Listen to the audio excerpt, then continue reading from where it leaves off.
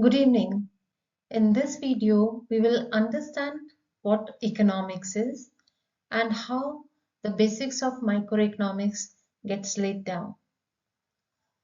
If I speak of economics, economics is taken as to be the oldest of the art and newest of the science.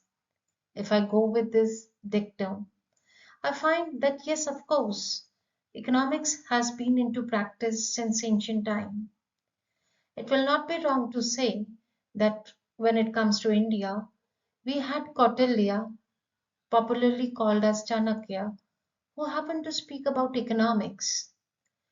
In his writings, you come across the mention of the wealth, but it was not that he focused entirely on what economics was and he wrote it down in the form of a formal book.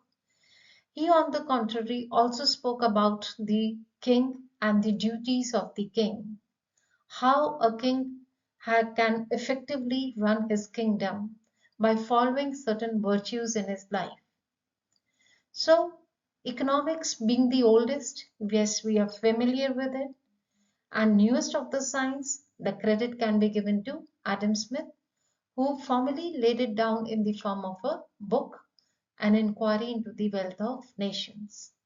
And therefore, we call him or give him the status of Adam Smith being the father of economics. Economics, as we see, is derived from a Greek word oikonomia. If you break down the word, you get to see that oikos means home and nemen means management. So, who does the household management? Usually, we associate it with the women or with the lady. Yes, of course, the times have changed. You get to see male also playing an effective role here. But then, if I stick to the fact that majorly the care is taken by the women, it will not be wrong to say that economics is the queen of social sciences. And it is not for any small reason that it wears the hat or wears the crown. So, since it is the lady of the house who takes care of the household management, and your mother or your wife doesn't kind of uh, keeps herself young each time. And how does she keep herself young each time? It is not with the use of the makeup that she continues to remain young. Your mummy or your let's say if a older group is watching it, it's not your spouse who ends up kind of looking young by physical appearance, by making changes to the physical appearance. It is through her activities that she keeps the house young, and therefore you term it as the queen of social sciences. So, what we kind of take back from the entire thing, the essence is that economics is a science of household management. We learn how we have to manage the household affairs. It is a social science. It deals with people who are living together in a society. It deals with the people who are living in a collective group and the problems that are faced by them. So, economics is a social science. It is inherently an evolutionary science since it continues to move on and keeps on including in its fold the developments that are taking place in the society. As we all know, society doesn't remain stagnant.